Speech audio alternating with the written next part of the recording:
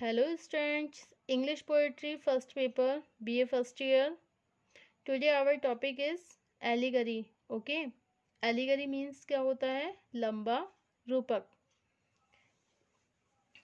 Now we explain the topic of allegory. The allegory is a form of poetry. The allegory is a form of poetry which provides more than one meaning of the verse. The apparent meaning The apparent meaning is generally simple and light, while the hidden meaning is complex and philosophic.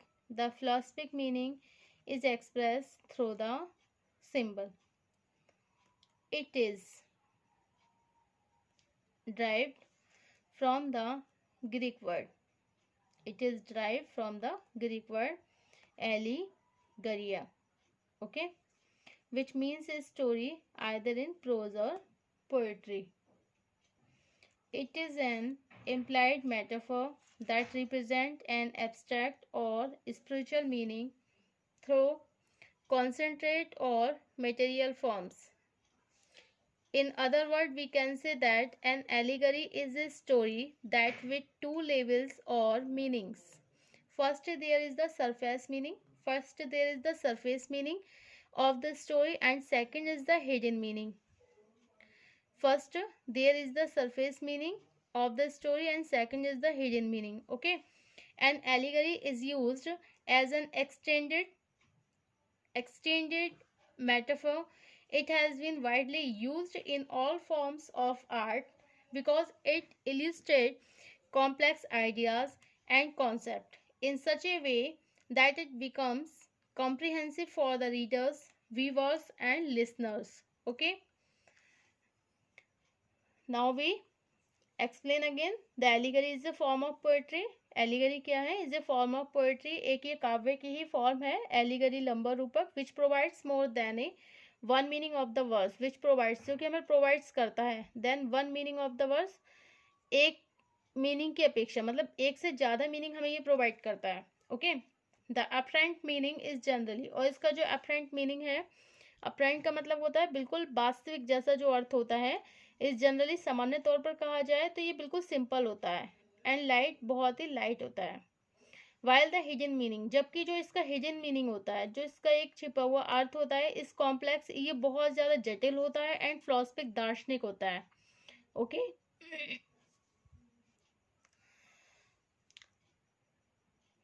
The hidden meaning is complex. जो इसका hidden meaning होता है is a very complex, ये बहुत ज़्यादा जटिल and philosophic, दार्शनिक होता है. The philosophic meaning is express through symbols, और इसका जो फिलोसफिक मीनिंग है वो एक्सप्रेस किया गया किसके माध्यम से? सिम्बल्स के माध्यम से, प्रतीकों के माध्यम से. Okay, it is drive from the Greek word. It is derived, ये कहाँ से हमें रिसीव हुई है? इट इज ड्राइव, ये हमें ये जो एलिगरी जो वर्ड है ये कहाँ से निकाला गया? एलिगरी हमें कहाँ से रिसीव हुई है? तो it is drive from the Greek word, ये ग्रीक वर्ड से निकाली गई है, यूनानी शब्द से निकाली गई है, जिसका मतलब क्या है? एलिगरिया.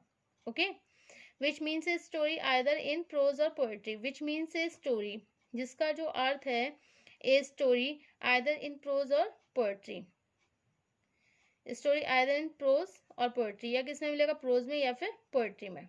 Okay, it is an implied metaphor. इसमें इम्प्लाइड किया गया है, मेटाफर को भी इम्प्लाइड किया गया है, मेटाफर को भी इम्प्लाइड किया गया है. एंड दैट रिप्रेजेंट, जो कि रिप्रेजेंट करती है एन एब्स्ट्रैक्ट. एन एब्स्ट्रैक्ट एक सारांश को और स्पिरिचुअल, आध्यात्मिकता को. इसका जो मीनिंग है an abstract, that represent an abstract, या तो एक ये सारांश को रिप्रेजेंट करती है या फिर स्पिरिचुअल मीनिंग. इसका मीनिंग जो है, जो अर्थ है इसका, वो क्या है? आध्यात्मिक अर्थ है. ओके, थ्रू कॉन्सेंट्रेट, किसके माध्यम से? कॉन्सेंट्रेट के माध्यम से, और मटेरियल फॉर्म्स, जो मटेरियल फॉर्म्स होती हैं उनके माध्यम से.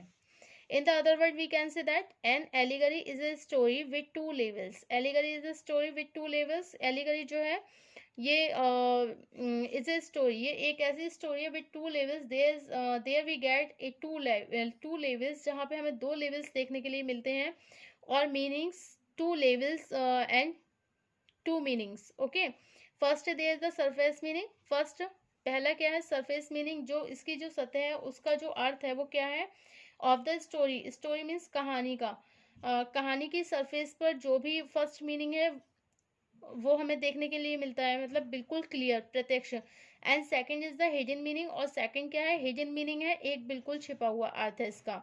N allegory is used as an extended metaphor, allegory is used as an extended metaphor, इसमें यूज किया गया एक्सटेंडेड मेटाफर को।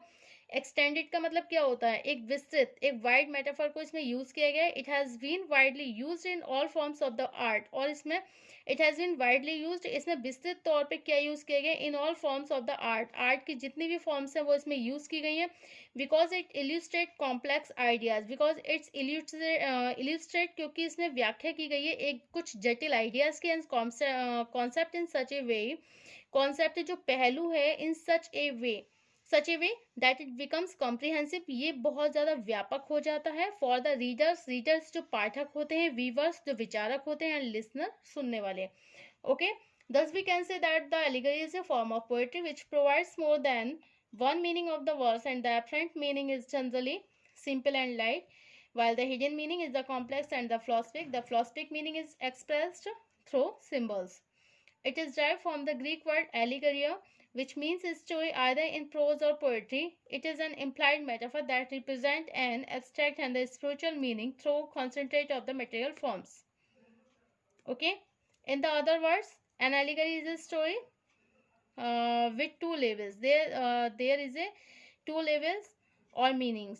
First, there is the surface meaning. First, there is the surface meaning of the story, and second is the hidden meaning.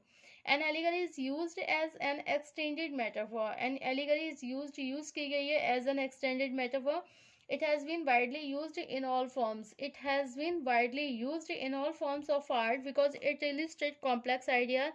Because it's illustrate, ये क्या मतलब किस चीज़ की इसमें व्याख्या की गई है, कुछ जटिल आइडियाज़ की, एंड कॉन्सेप्ट कुछ पहलुओं की, इन सच ए वे, इस तरीके say that it becomes comprehensive, जिससे ये क्या हो रही है, बहुत ज़्यादा व्यापक हो रही है, किसके लिए, फॉर द रीडर्स के लिए, व्यूवर्स के लिए, एंड लिसनर के लिए। ओके, तो ये एलिगरी अब क्लियर हो गया आपका कि एलिगरी क्या है, is a form of poetry.